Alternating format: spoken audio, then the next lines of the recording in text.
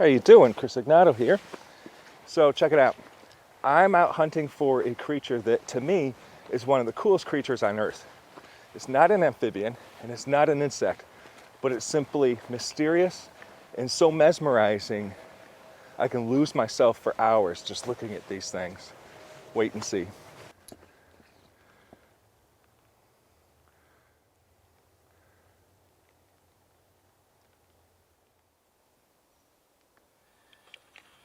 Like many of the creatures I seek out at this time of year, this creature likes to live in vernal pools and the ephemerals. However, it really prefers temporary puddles. The reason being, those puddles are less likely to contain, tadpoles from the wood frogs and spring peepers, and of course salamanders. Keep in mind that the larval form of the spotted salamander is a voracious predator, and it would just simply devour these creatures anytime it has an opportunity. At this time of year, a common occurrence throughout much of the northeastern United States is, lots of rain. That means you're going to be going through mud, temporary swamps, encountering a lot of vernal pools, and temperatures that just go up and down like a roller coaster. Okay, so sitting in front of me is probably the biggest puddle left in this whole wetlands environment. That's characteristic of vernals and ephemeral pools at this time of year. They come and go with the rains. That's why the amphibians love to breed here, because it's less likely to contain fish and all that kind of stuff that would eat their eggs and larvae. Right now in the puddle, unfortunately, all I'm seeing are some mosquito larvae and, oh my God. Never mind, jackpot. I definitely found what I came here looking for, and there's actually a lot of them. How did I miss these? I am so stoked right now. Years ago I've seen these, and they looked a lot different from these ones because the previous ones were, blue. These ones are red, and they really blend in. Looking around, you can easily see that there are not really any puddles left in this wetlands except for right here and over there, right? So the way these creatures have adapted and specialized to these environments is really ingenious. Their eggs can survive all sorts of harsh conditions. They can dry up and remain dormant for years, sometimes even decades on end, until, the rains come, the conditions are just right. Those eggs will hatch almost immediately, allowing the fairy shrimp to populate the pools in the hundreds and in some cases in the thousands. Those pools aren't going to have any salamanders or frogs in them because they just showed up. These fairy shrimp have a lifespan of maybe 2 months or so, and after 40 days, they are completely mature and ready to reproduce. They'll lay their eggs, throughout their lifespan, and there you go. The puddle dries up, the eggs remain dormant, maybe some wood frogs and other things will eat off some of the eggs, but there are so many here that in the outskirts of the puddle where there is no water that can contain, tadpoles or anything, the eggs are sitting there waiting for this pool to fill back up and bring favorable conditions upon the fairy shrimp once again. It's going to get dark really soon and the rain's going to really pick up. I'm definitely coming back here probably tomorrow to continue this video.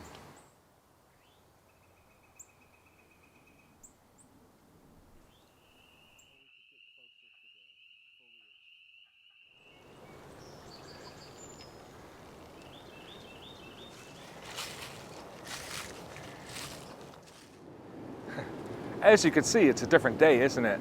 Well, that's because it started to rain, heavily, and I had to pack it in. The next day, yesterday, it was snowing all day, although unfortunately no accumulation. If you remember the beginning of this video, I talked about how the weather's just all over the place this time of year, especially these days. A few weeks ago, I was wearing nothing but a pair of shorts. The next day after that, it was freezing and all the puddles and ponds were just frozen over. Then the temperature went back up. It's a roller coaster, isn't it? I love watching their theropods. I don't know how to pronounce it. They're thoracic appendages, they remind me of watching the legs of millipedes, how there's that nonstop wave moving forward towards the head, and it's so tranquil to watch. It's almost hypnotic. But I believe they also provide a fresh flow of oxygen over the gills.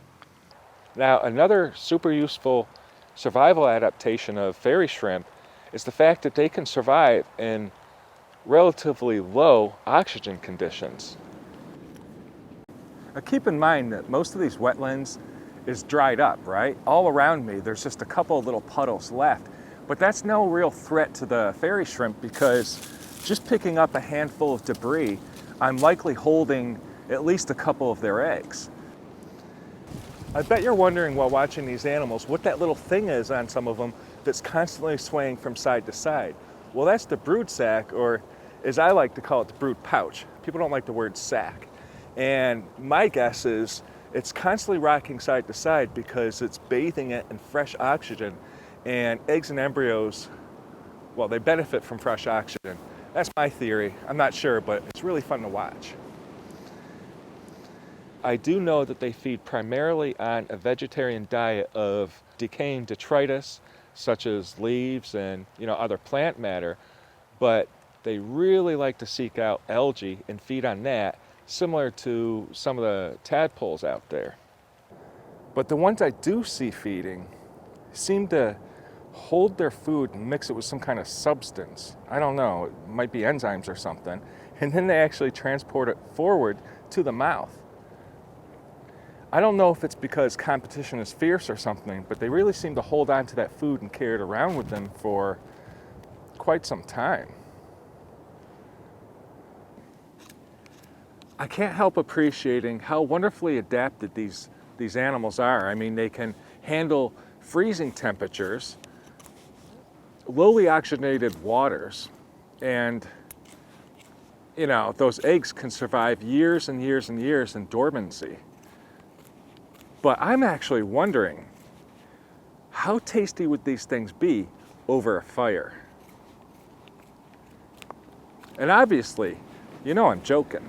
Now, as far as fairy shrimp being consumed by all sorts of predators out there, it's no surprise that birds, of course, are their primary source of predation. Well, believe it or not, birds are also one of the biggest benefits to fairy shrimp, and the reason why is a little obvious once you think about it. You see, the fairy shrimp are dropping eggs all over the place. They're constantly laying eggs, right? And a bird, let's say a bird comes down to this puddle right here to gobble up a couple of those fairy shrimp. Well, naturally, some of those eggs will stick to the feet and possibly the feathers of the birds. Birds being birds, they can go anywhere they want. So once that bird is finished, it takes to the skies and flies away. A couple of miles farther down the landscape, it might spot another vernal pool or puddle or whatnot, and perhaps, swoop down to grab a drink or eat some more. Some of those eggs are going to drop off into that vernal pool, and basically the bird is helping to expand the empire of the fairy shrimp. And that is probably the main reason why fairy shrimp can be found all across the world. Incredibly, they were present since the Cambrian period, which is more than 500 million years ago. That means they were present well before the first backboned animals, fish, inhabited the seas and oceans of this planet. Eventually, predation became so fierce and competitive on the fairy shrimp, by predators such as fish and whatnot, that they started to branch out and seek out safer territories. And that led them to the shallower freshwater ponds and puddles and vernals around the coastal habitats surrounding the ocean. They've been thriving ever since. Watching this video, I'm sure you're thinking you want some fairy shrimp of your own. I mean, I do, but I strongly urge you not to do that. Don't take these things from the wild. People already do that with, tadpoles, frogs and salamanders, and even snakes. And as you know, their species are in great decline already. It's not like isn't already a ton of obstacles out there for them. If you want your own fairy shrimp, why not consider buying brine shrimp? They're available in pretty much all pet stores. They're easy to care for, and they're really cheap. Let's leave the fairy shrimp in their natural environments.